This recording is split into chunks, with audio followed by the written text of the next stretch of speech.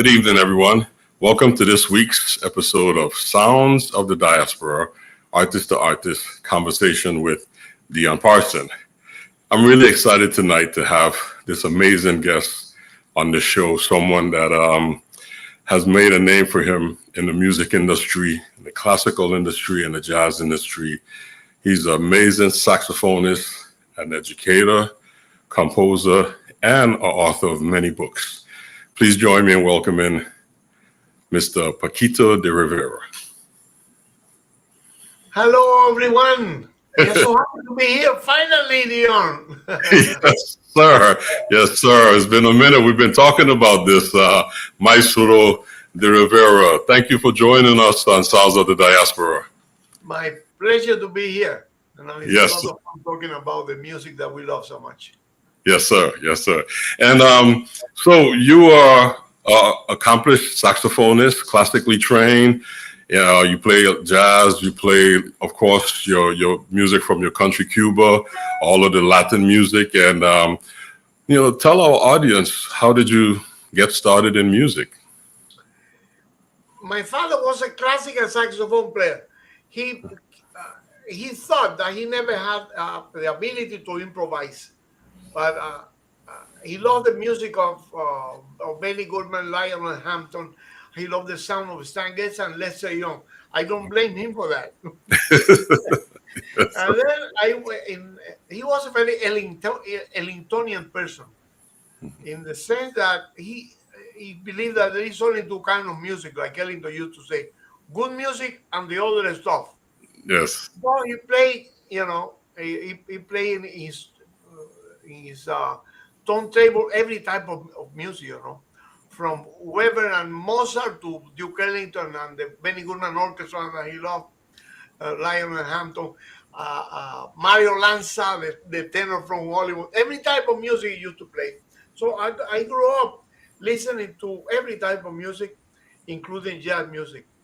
The first time I remember that he came home, I was like, I don't know, maybe 7, 8 years old, 9 years old, and he played a CD, not a CD, an LP, recorded in 1938. It didn't came out until 1956.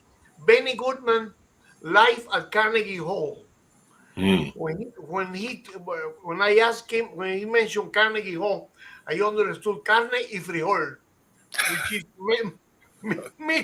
meat and beans. I said, what are you talking about? So explain to me that recording with Lionel Hampton, Benny Goodman, Toots Mondello, Teddy, the wonderful Teddy Wilson, and I fall in love with this music. And Benny recorded the Mozart Concerto for clarinet and orchestra also. So for me, it was very normal. Still today, it's very normal to listening to Benny Goodman playing Mozart or playing Fletcher Henderson. Oh, nice. Yeah. With just music. Mm-hmm. And that's beautiful. That is what I do for a living, Mm-hmm. Playing just music. And it's a lot of fun because you don't get bored. I am a Gemini like you. Yes, so, yeah. We don't like doing the same thing every day, so we do different types of music. We do different types of music, classical and jazz, amongst other things. So growing up in Cuba, your father is playing all of this wonderful jazz, Lionel Hampton and Fletcher Henderson and Benny Goodman for you. But in the escuela, in the school, what are you studying in school? Are you studying classical music, or how did you get the classical background? Yeah, in the conservatory they have. They didn't teach jazz in those days. No. Jazz is something that you study in transcribing the records and all that. Right, but you study classical. I never went to a jazz school. Yeah.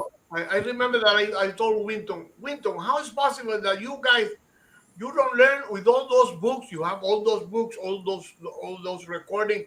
You have every good instrument. You have all that here, and you don't learn. I don't understand what's wrong with the people here. I say, man, you learn only if you have the desire to learn. You have the desire to learn. No matter how much information you have. You don't have information, then you try to get that information. what you need is the passion for music or Yes. for any type of activity. Yeah, yes.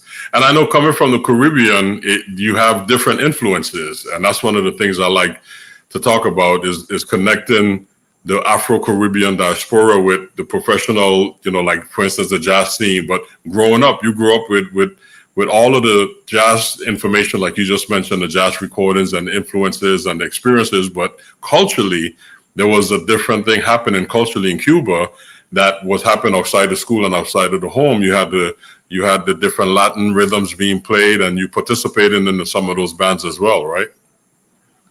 Yeah, well, well, dance music was in the air, in the radio, and all that. Right.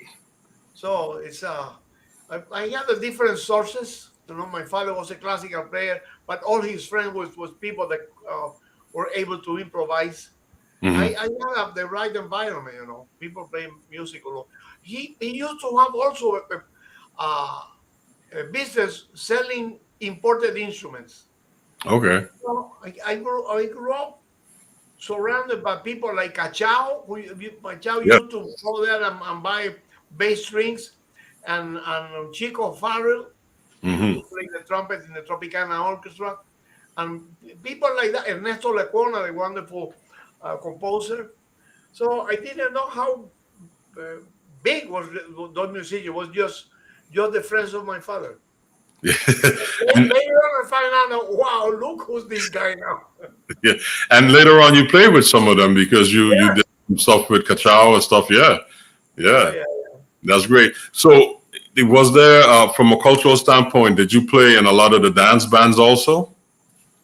Some of them, my first gig, professional gig was in a theater, in a variety theater. Okay. Then I did symphony orchestras and dance, a little bit variety in cabarets.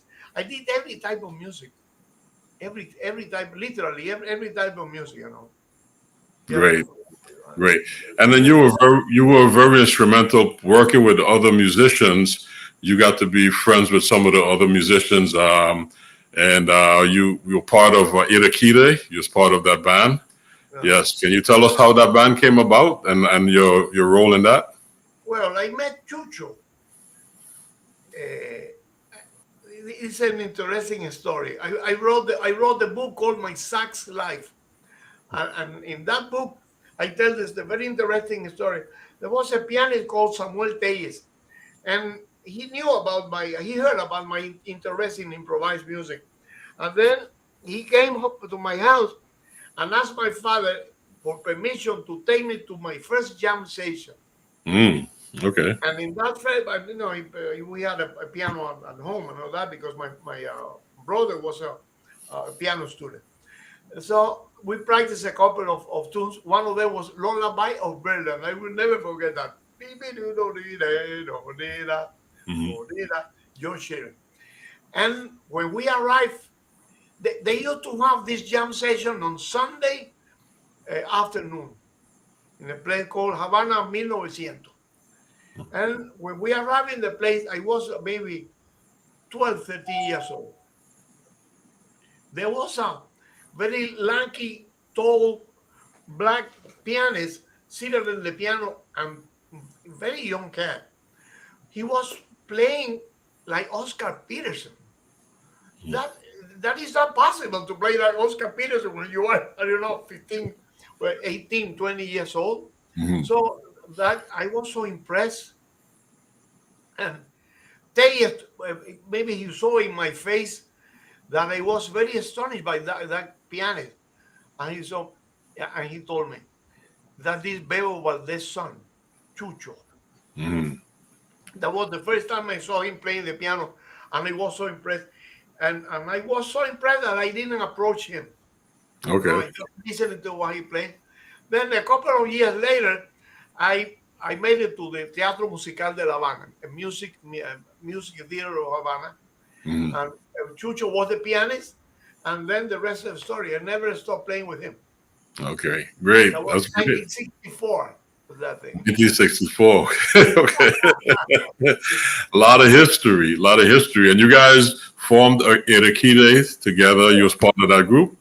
Many years later. Yeah. Then I joined the theater, uh, Musica Theater of Havana in '64.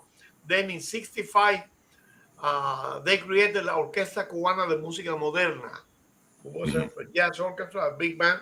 And then from that band, with members of that band, uh, Chucho invited me to be part of Irakere. Nice. And Irakere went on for many years and did great things. Won Grammys, traveled the world. So that's was that the first time you left Cuba was with Irakere, or you No, left? no, I went to New York in 1961 as a child prodigy, they call it that. They were playing with the orchestra and all that, playing a little swing, copying the solos of Benny Goodman, and Mhm. that thing in the El Teatro Puerto Rico in the Bronx. Okay. And then we went to Santo Domingo and Puerto Rico in 1957 for that. I was like 10 years old, and then we traveled a little bit even before Irakere. We went to the USSR, to Russia and all that. Yeah, Nice. Chucho and I had a long story together playing music, and Chucho had a very better memory than I do. I So was about to say you have a good. will tell You you have, a lot more. You remember this? I go, you're like a human elephant, man. You remember everything. well, you remember a lot. You remember a lot because I'm sitting there going like, okay, I didn't have that in my notes, so I'm trying to write it in there too. So that's great. So it's good to have those type of relationships because over the years they still flourish, and you guys just reunited and started just did a new album that just came out, right? We have a new album. Now it's like a couple of years old, but we have so much. I wrote a very special piece of music for that album. It's the title called. It's called "I Miss You Too." Hmm. And of course, it's dedicated to Chucho because I called him and said, we have to do some music together, Chucho. He said, yeah. And then I said, and then he told me, I miss you. And I said, Chucho, I miss you too. Then I wrote that jazz waltz, and we won a Grammy with the CD. Beautiful, beautiful. Speaking of Grammys, you've won a number of Grammys. You have, I think, about 16 total across classical, jazz, Latin Grammys. You've been successful at crossing the musical genre border. And Yeah, music. That's what it is.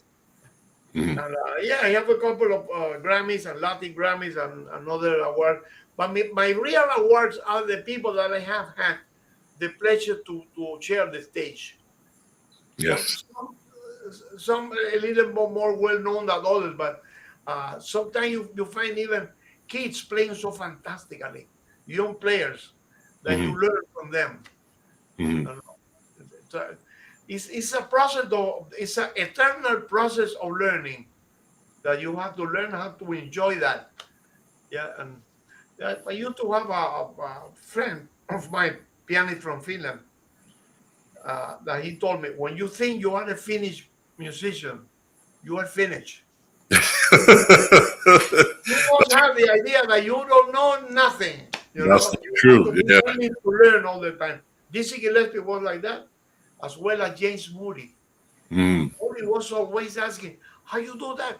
It made you feel bad because he was a great star, mm, asking everyone, how do you do that? Teach me that. mm. And that is the attitude. That is the right attitude. Yeah. And Every day. it's a lot of fun learning. Yeah. Every day is a learning. You can learn something new every day. Yeah. Yeah, that's great. We just had a comment from a guest that says, nice show. They're enjoying the conversation. So the audience is paying attention and they're listening and they're following your stories. Very interesting.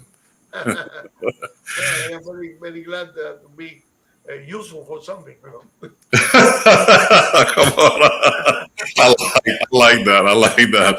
Hey, Against the opinion of my wife sometimes.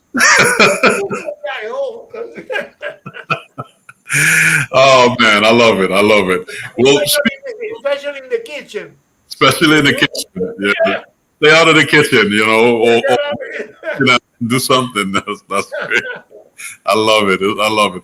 It's good when you can laugh at yourself and make sure that because laughter is a good thing. Laughter is a good thing because it brings joy and it brings life to you. And you mentioned something very important, being able to expose or work with younger musicians because you can learn from them. And it's the same thing as laughter, because if you don't keep that type of energy around you, then like you said, when you think you're finished with music, then you become finished. So it's an ongoing process.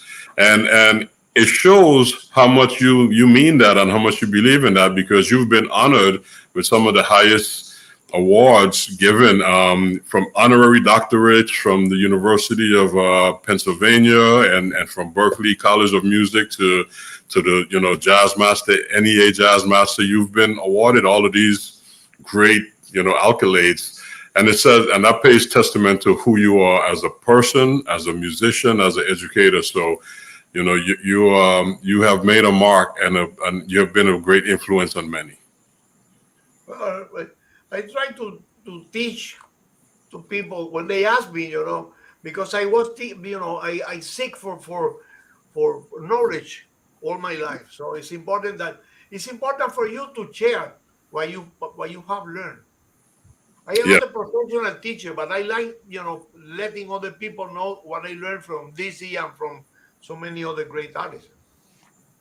that's great. It's great to pass it on. When I first got to New York in the early 1990s, there was a really nice environment with the older musician, and there was a level of apprenticeship, and I got to know people like A.T. and Max Roach and Art Blakey and Elvin Jones, and they would talk to me about the music and encourage me to play, and I think a lot of that has kind of disappeared now, that apprenticeship and that master and young apprentice type of situation. So what you're doing is really great. I witnessed that earlier this year when we were in Uruguay, and you brought Camila and her band down Ah, to play, and they were all students, former students of hers or classmates of hers from college, and you played with them on a regular basis and encouraged everybody. That was a wonderful experience. So that goes to the testament to the great things you're doing. That festival in Uruguay, 28 years. Wow. 28 years. Yeah, I was so happy to be that I was possible to bring Camila there because she's such a great player, but so enthusiastic. She Yes. loves doing music, she's so involved and so responsible. So Hmm. it's a pleasure to work with her. Yeah. And we want to encourage more and more women to do their own thing in jazz music, because they have been discriminated in so many senses Yeah. through all these centuries, discrimination. One of the first examples is Alma Mahler, the wife of Gustav Mahler.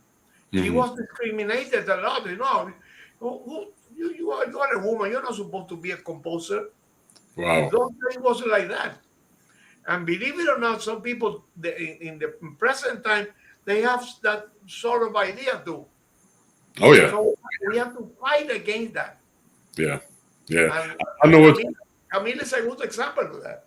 she's a great example of that. And what I Oh love, yeah, while we was there, she made it a point to talk with everyone. I mean, we met one day for lunch, and she came with her questions, and she was very open and willing to ask questions, and I learned from her too, because I had no idea she had lived in Asia for many years and was oh playing yeah. doing all of those. Singapore. Oh yeah, she's the deal. She's the real deal. Oh yeah. Camille is very special. Yeah. Yeah, she's very special, and that was a great festival down there with all of the musicians that was there. And I'm thankful for bringing us down. I was there with Elio Villafranca. We had a ball. It was really nice. So thank you. Yeah, Ellie is another fantastic musician too. He put Yes. together this show in just a Lincoln Center that I was so impressed because he mixed so many different elements. The music, of course, the Afro-Cuban element, but also the flamenco from Spain.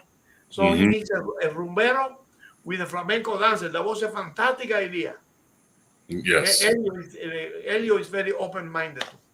Oh yeah. Yeah. Well, I think it's something to be said from the musicians coming from Cuba, because you guys have a solid classical foundation, and then, like you said, you're hungry and you're interested in jazz and you pursue that, and then you have the whole cultural Latin theme down there, with the whole Yoruba upbringing, and you guys bring a whole nother sound to the music that's so beautiful. Yeah, it's a tradition, it's part of our tradition and all that. We are used to mix all that stuff for some Yeah. reason.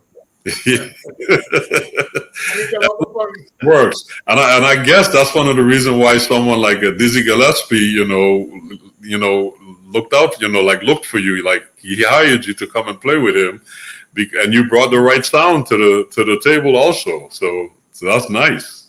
Mario Bausa was a person who introduced Dizzy Gillespie to that type of stuff, which Chano Pozo knew that. Mm-hmm. This was looking for something that he was not sure, what it is. And Mario told Dizzy, I have the right guy for you. So he came with Chano Pozo, and the rest is history. Oh yeah, great history. Great history. Great history. The Cuba history. Cuba. With So, Chano, Candido Camero, who came later, mhm. and Chico Farrell, and all those guys. It was they changed the course of the music, Oh yeah, yeah. It created something really different when you mix the American swing with the Afro-Cuban element. Oh yes, and that's it became Afro-Cuban, Latin jazz, Afro-Cuban jazz. Yeah. How did you meet Dizzy Gillespie? This is a great story. That story is also in my book, My Sax Life. I arrived one day in my house in Marianao, and then I found a paperback, a note written in a paperback. Said, Paquito, we have been looking for you. ¿Dónde estabas? Dizzy Gillespie. And I said, what type of joke? He said, we used to do practical jokes all the time. I said, well, let me see what happened. And then I went to the bodega in the corner, and then el bodeguero said, did you receive the note? I said, what note? So there was a black guy, chubby guy, asking for you, and he was dressed like Sherlock Holmes. Black chubby guy who dressed like Sherlock Holmes, yeah, with the pipe and all that. That must be Dizzy Gillespie. And then, that's impossible. And the guy said, Dizzy who? I said, never mind. So the thing is that Arturo Sandoval, the trumpet player, he was around the port, with the chief's dog there. And then he's very old. He had an old Opel, a very, very old 1940 Opel car. Saying he saw a guy who looked like Dizzy Gillespie, only that dressing like Sherlock Holmes. So he went down and said, are you Dizzy Gillespie? Yeah, I am a trumpet player. Do you want to come with me around the city? And Dizzy said, yeah. Okay. Dizzy was totally nuts. So he went, and Arturo took him to my house, but I was not there. So the rest is story, It was a ship called the Daphne. What's the name? It was a jazz cruise. Stan Getz was in that cruise. David Amram, Rudy Rutherford. Well, all those guys, they stopped in Havana, and then they organized a jam session that afternoon. Ever since, we become friends, and the rest story. Beautiful, beautiful. Yeah, Dizzy, I mean, he was just a force to be working with, and such a great contributor to our music. So, and I can see how you just melt with him, and the influence there too. So, thank you for all of your contributions with that. That's beautiful. Dizzy he made a great career, not only for himself, but he helped to make the career of many of us. Hmm. So we have to be thankful for that, because being a great star, like he don't know, he didn't need anyone, Hmm. but he helped all of us to do our own career. I That's still great. remember when he called me to sub for two Stillmans. Okay. Two Stillman had a stroke, and then DC called me to sub for him in a European 2 or 3 months tour in Europe. And when he called me, do you want to sub for Toots? I said, Toots is a famous musician. How you want me to sub? And this is a, you want to do it or you don't. It was great, man. So the following year, that was in 1981. The following year, I had my own tour in Europe, thanks to Dizzy Gillespie. Beautiful. Beautiful. And you know something, mira.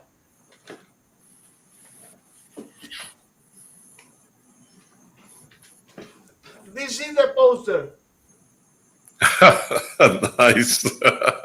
Yeah.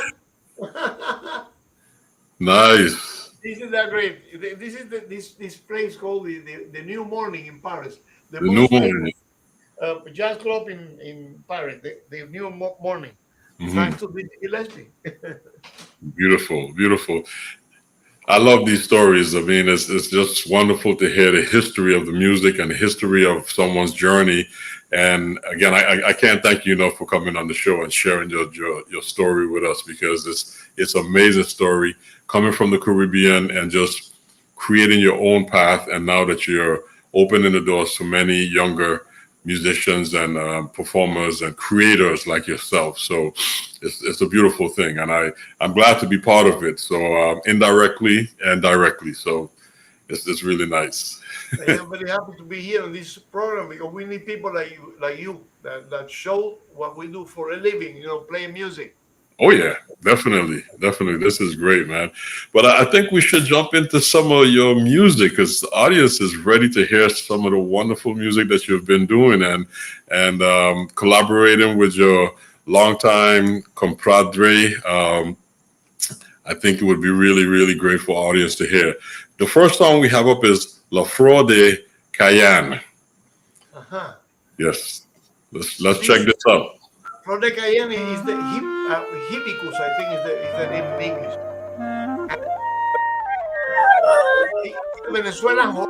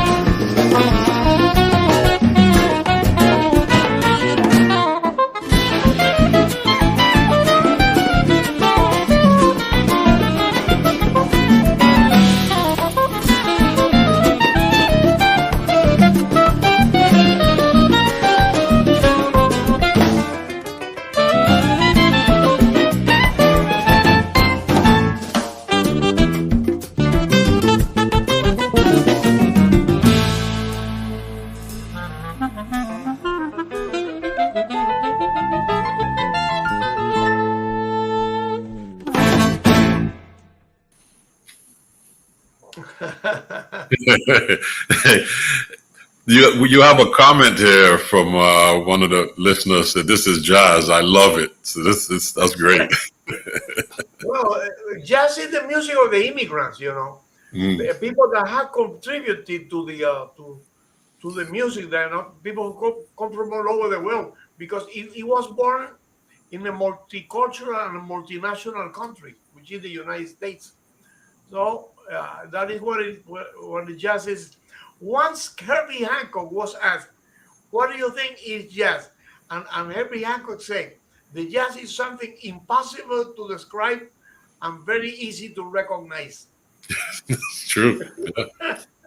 Yes, yes. So that's great. That was La Flor de Cayenne. Let me ask you this. That was in 6/8, right? In 6/8, that is a Venezuelan joropo. Venezuela and Morocco. Kimba- 1, 2, 3, 4, 5, 6. 1, 2, 3, 4, 5, 6. Yeah. The 6/8. And that was recorded during the pandemic.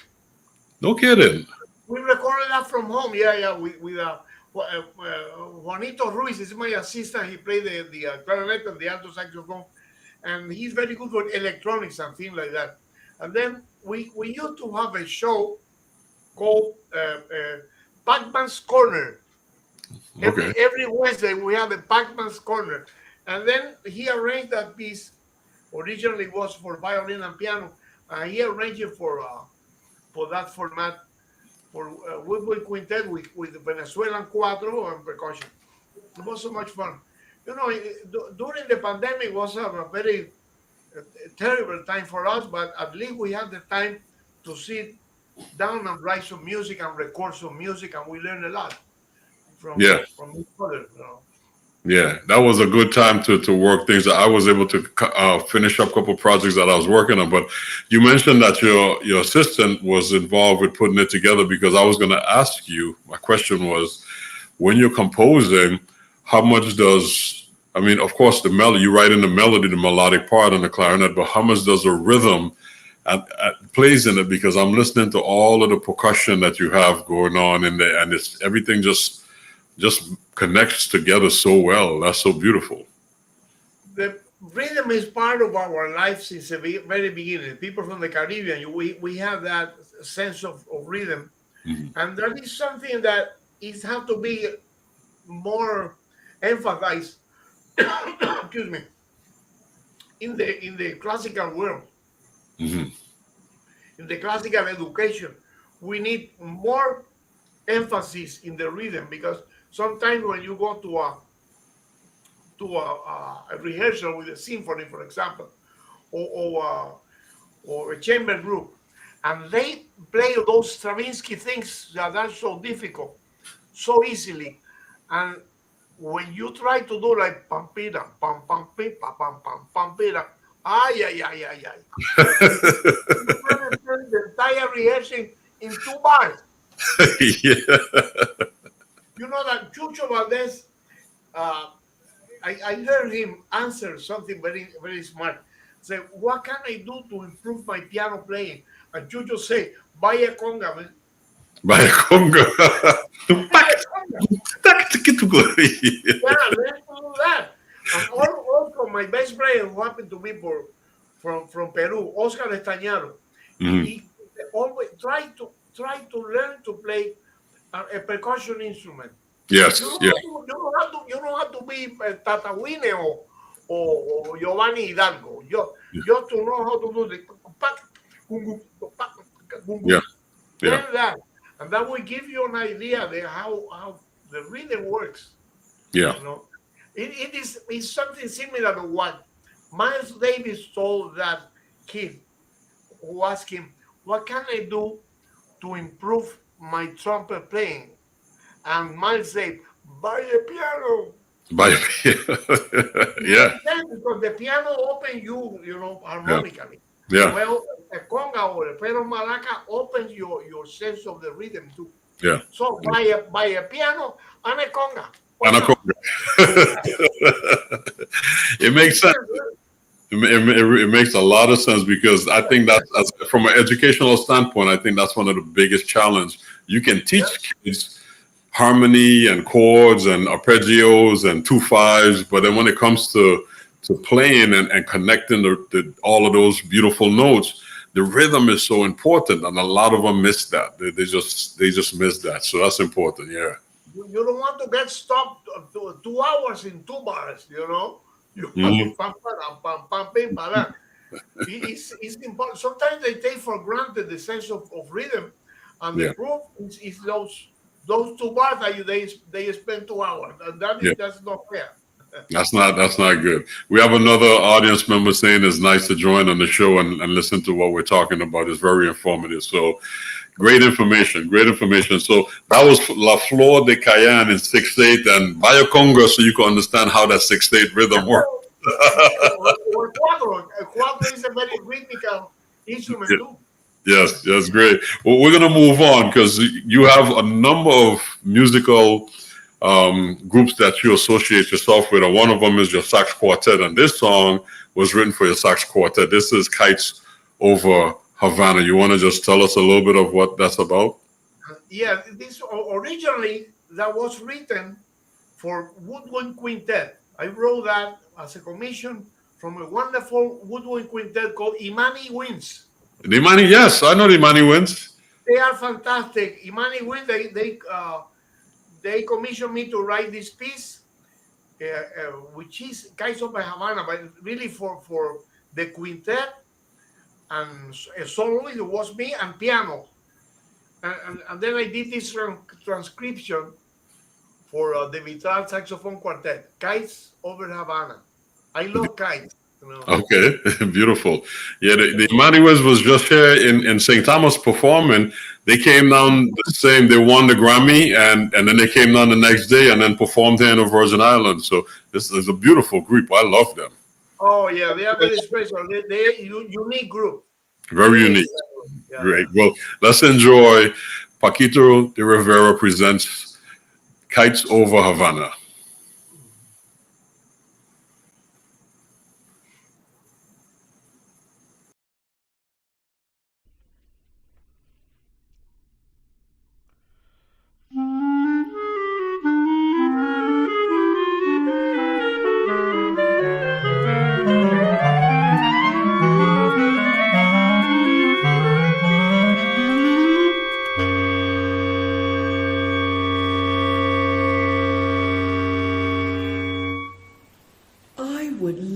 To be a kite and soar up over the trees.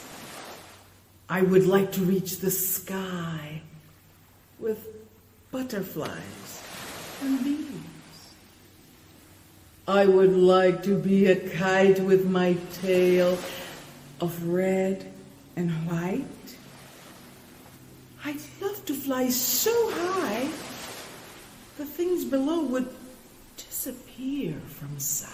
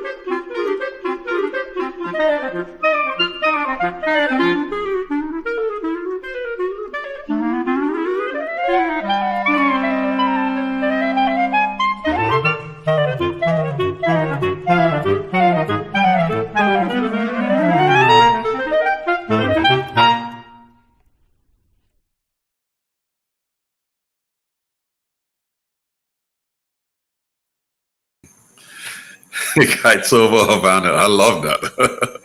You know that something happened there. That is the wrong cover. That is another version. Oh, okay. The cover says the Vitral saxophone quartet. It's saxophone, but that was something that we recorded during the pandemic with 5 clarinets, and I am playing there the alto clarinet. The solo that I played is the alto clarinet solo. It's the only time that I played that instrument. That the Yamaha gave me that instrument for me to check it out. It's a wonderful instrument. I did the solo and I returned it to the Yamaha people. Oh, And, so this is a totally different. I don't know what happened.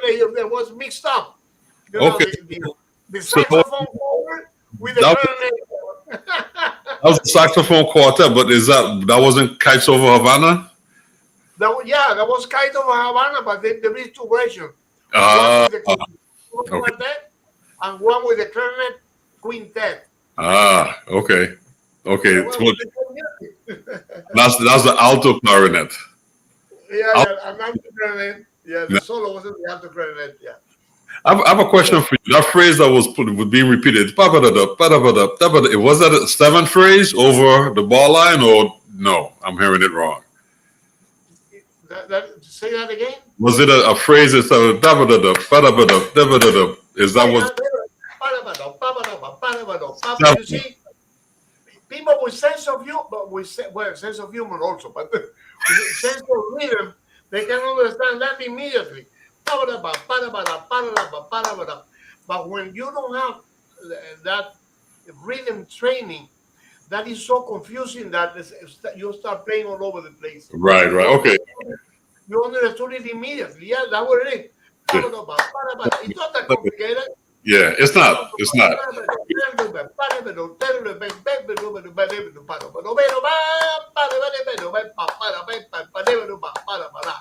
Yeah, yeah. I heard it. Got your conga. I was playing my conga.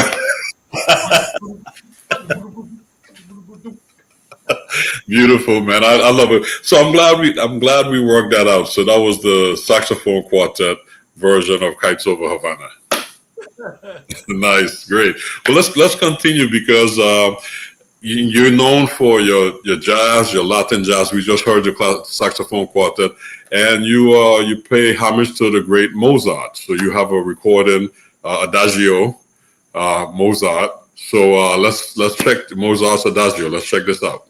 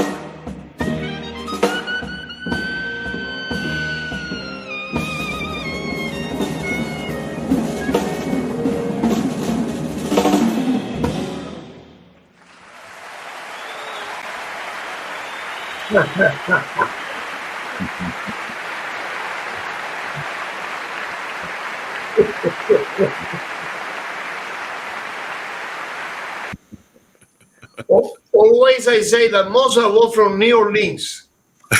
Okay. For some reason, always I heard that second movement as a blues since I was a kid. Oh, bang, bang, always sound to me like a blues. Still today, I have my doubts that Mozart was born in Louisiana. Okay. He's got the blues there.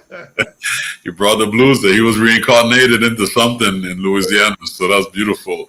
But that tells you how influential the music is. That it can cross over, and having that background is really important because you can identify with a lot of different styles and make them work. Yeah. You call that cross-pollination. Cross-pollination, and then once you practice your conga, then you could put any rhythm into it. Yeah. Great. Well, it's been a pleasure listening to your stories and hearing your words of encouragement. Before we sign off, we have one more song, and I have to play this song because I don't want you to get in trouble with your boss.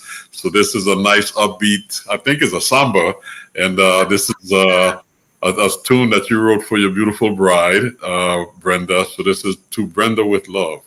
And that is my grandson. I mean, my grandfather, Hilario. Oh, okay. Next to Brenda, yeah. Nice, beautiful. He looks a little bit like Marcus Springtop. Marcus? Yeah. That's why I call Marcus my abuelito, my grandfather, because he looks like Hilario, my grandfather. Beautiful. Let's check it out. To Brenda with Love. Brenda with Love.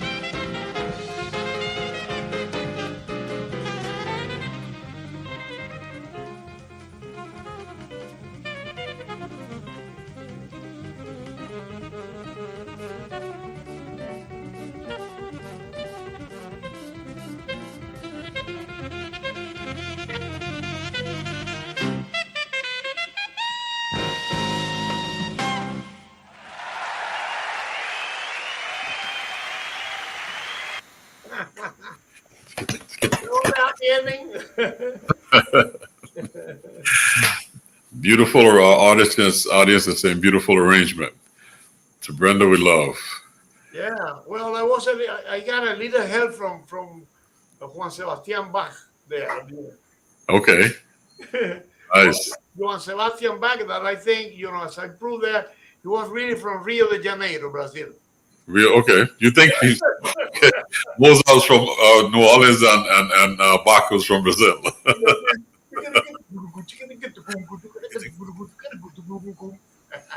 Yeah, the rhythms is you can hear it. You can hear it.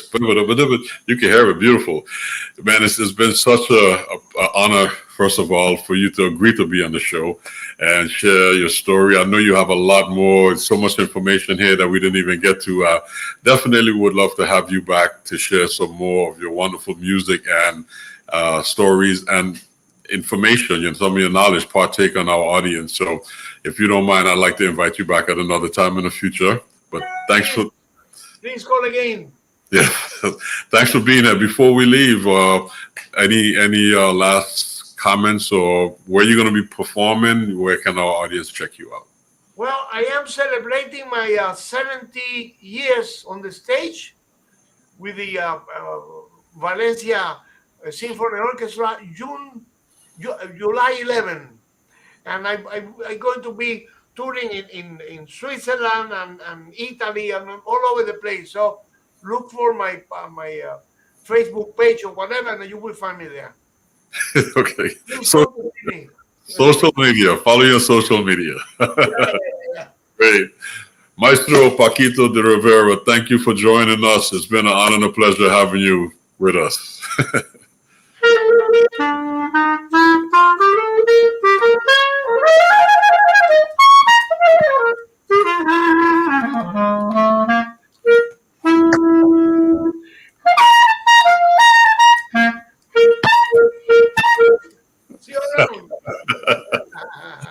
Good night, sir. Thank you. It's been an honor and a pleasure. Call again. Take care.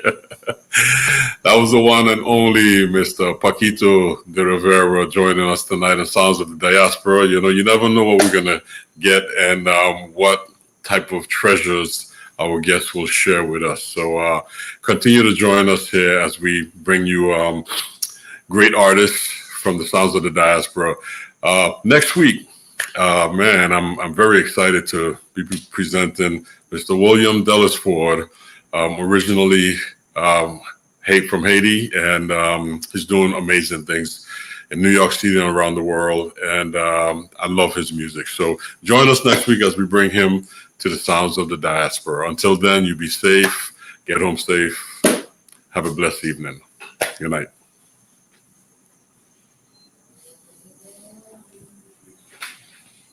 JBH Boutique Care offers you a unique exclusive membership in our nationwide concierge medical services network. Hi everyone, I'm Dr. Judine Bontemps-Hill.